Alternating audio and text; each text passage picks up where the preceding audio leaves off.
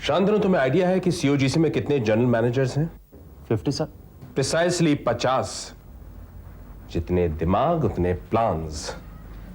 और अब इस भीड़ में मुझसे काम नहीं होता। और वो हमारे पनवेश्वर साहब बहुत ही एम्बिशियस आदमी हैं। सारे मेंबर ऑपरेशन उन्हीं पर निर्भर करते हैं। लेकिन इसमें क्या है सर? तुम बहुत भोले हो शांतनु। करोड़ों साल से ये गंगा का पानी आके समंदर में मिलता है। इसका मतलब ये नहीं कि समंदर का पानी गंगा जल हो जाए। एक दो ईमानदार आदमी मिलकर समाज को नहीं सुधार सकते। और तुम्हें शायद इस बात का इल्म भी नहीं है कि अंदर क्या राजनीति चल रही है। राजनीति? तुम्हें याद है तुमने जो B18 की रिपोर्ट मुझे दी थी? आपको तो मालूम है सर कि मैंने उस रिपोर्ट को बनाने में कोई कसर नहीं छोड़ी थी। I know that was a perfect report. और मुझे पूरा यकीन है सर कि अगर किस्मत साथ दे तो हम किसी भी डिस्ट्रक्शन को रोक सकते हैं। लेकिन सर ये तभी पॉसिबल है जब आप हमारे साथ हो। और आप तो हमें छोड़कर जा रहे हैं सर। शांतनु, मैं भी नहीं चाहता कोई नेशनल वेस्टेज हो, लेकिन मेरी कुछ मजबूरियां हैं। मैं तुम्हारा साथ नहीं दे सकता। अभी ये जंग तुम्हें अकेले ही लड़नी होगी। सर मैं किसी भी जंग को लड़ने के लिए तैयार हूं, किसी भी जंग का सामना करने के लिए तैयार हूं। लेकिन एक सिपाही बनकर सर, एक सिपाही बनकर आप हमारे जनरल बनिए। शांतनु, सिपाही भी तो एक दिन जनरल बनता है। सर ये सब मुझे कुछ नहीं। आप इस तरह हमें छोड़कर नहीं जा सकते। क्या मैं ये समझूं कि आप इस जंग को हार गए? शांतनु, मुझे खामोश रहने दो। सर आप खामोश नहीं रह सकते। आपको सच बताना पड़ेगा सर। आपको याद है सर, आपके भरोसे मैंने दिन रात करके ये रिपोर्ट तैयार की थी। आपको याद है सर, मैंने अपने परिवार वालों की चिंता किए बगैर, यहां तक कि मेरा बच्चा बीमार था उसकी परवाह नहीं की, और तब मैंने ये रिपोर्ट तैयार की थी सर। आपके भरोसे सर, आपके कहने पर मैंने अपना हर कदम उठाया था सर। और आज आप अचानक कह रहे हैं कि शांतनु मैं ये छोड़कर जा रहा हूं, तुम ये जंग लड़ो। How is it possible sir? How is it possible?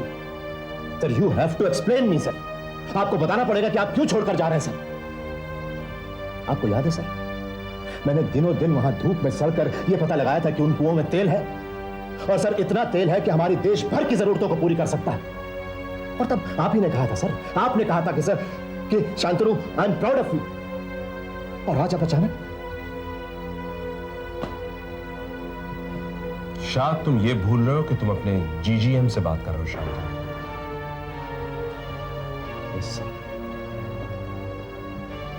मैं ये कैसे भूल सकता हूं कि मैं अपने GGM मिस्टर हरीश भाई देसाई से बात कर रहा हूं, जो कि एक शेर था सर, और आज वो एक बुज़दिल चूहे की तरह अपने बिल में घुस रहा है। सर आपको अपने रिजाइन करने की वजह बतानी पड़ेगी सर मुझे। Yes sir. तो तुम जानना चाहते हो मैंने रिजाइन क्यों किया? Yes sir. तुम ये भी जानना चाहते हो कि मैं ऑफिस से दूर क्यों रहना चाहता हूं? Yes sir.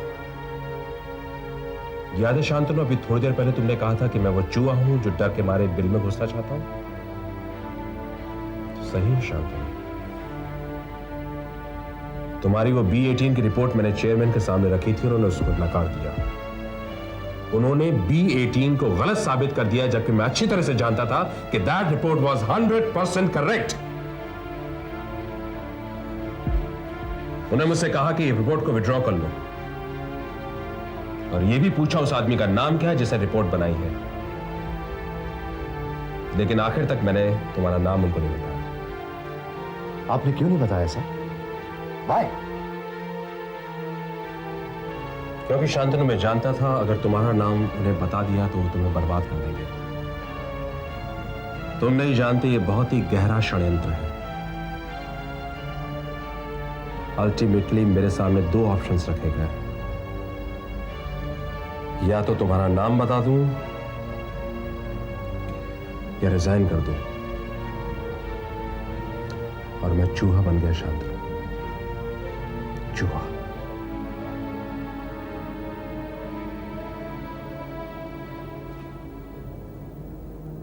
I am sorry sir, आपको मेरी वजह से रिजाइन करना पड़ा। सर आपको मेरा नाम बता देना चाहिए सर, क्या फर्क पड़ता है इससे? अगर तुम्हारे लिए तो मैं सैकड़ों नौकरियां कुर्बान कर सकता हूं शांतनु। तुम्हारे से जीनियस और होनहार इंजीनियर को मैं खोना नहीं चाहता था।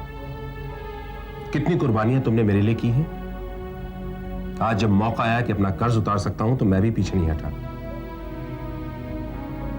और मुझे पूरी उम्मीद है कि तुम ये जंग एक नए सिरे से शुरू करोगे।